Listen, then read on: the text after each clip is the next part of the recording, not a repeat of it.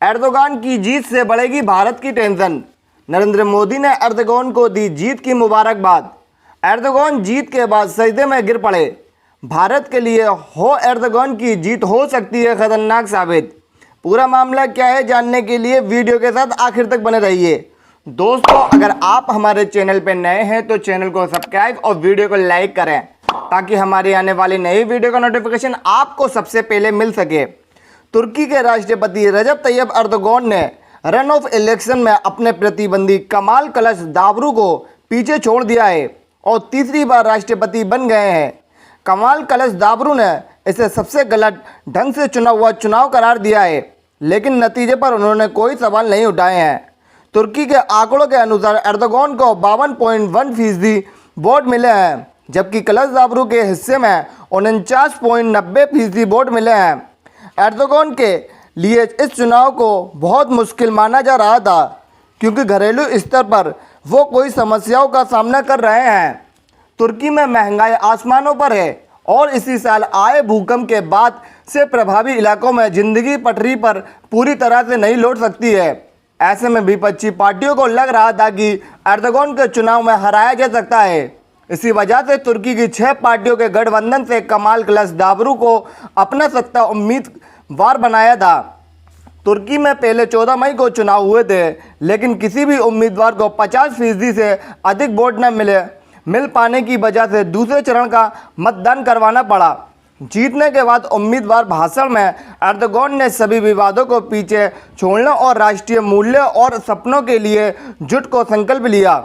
हालांकि उन्होंने विपक्ष पर हमलावर रुख अपनाते हुए बिना किसी सबूत के क्लचदारोग्लू पर आतंकवादियों का साथ देने का आरोप लगाया। एर्दोगान ने कहा है कि तुर्की जीता है, हमारा देश जीता है, हमारा लोकतंत्र जीता है। जैसा कि आपको याद होगा, हमने कहा था कि अगर हम जीतेंगे तो कोई नहीं हारेगा। आज कोई नहीं हारा है, सभी 8.5 करोड़ लोगों की जीत हुई है।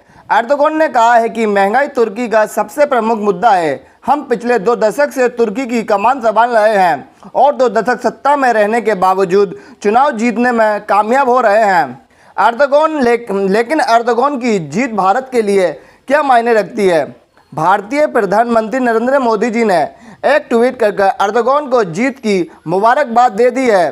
पीएम मोदी ने बधाई देते हुए उम्मीद जताई है कि आने वाले वक्त में दोनों देशों के बीच द्विपक्षीय संबंध अच्छे रहेंगे और वैश्विक मुद्दों पर सहयोग बढ़ेगा।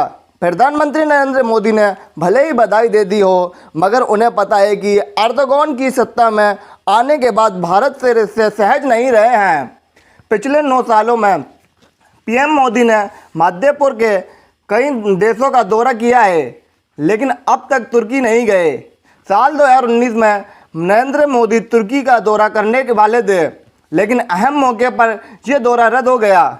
5 अगस्त 2019 को कश्मीर का विशेष दर्जा भारत ने ख़त्म कर दिया था और तुर्की ने इसका खुलकर विरोध किया था। एर्दोगान ने इस मुद्दे को संयुक्त राष्ट्रीय सभा में भी उठाया था। कश्मीर पर एर्दोगान की लाइन पाकिस्तान के पक्ष में रही है। भारत के लिए यह हमेशा से अहमियत करने वाला रहा है। तुर्की इस्लामिक देशों के संगठन ऑर्गेनाइजेशन ऑफ इस्लामिक कॉरपोरेशन यानी OI में भी कश्मीर को लेकर हमलावर रहा है। भारत तुर्की की इन आपत्तिजनक में कहता रहा है कि कश्मीर उसका पर्सनल मामला है और तुर्की का भारत के मामलों में बोलना सही नहीं है। भारत के पूर्व विदेश सचिव कमल सिब्बल ने भी ट्वीट कर इस बात पर चिंता जताई है कि एर्दोगान की जीत भारत के लिए किसी भी लिहाज से ठीक नहीं है। कमल सिब्बल ने लिखा है, तुर्की में एर्दोगान की जीत भारत के लिए लाभदायक नहीं है।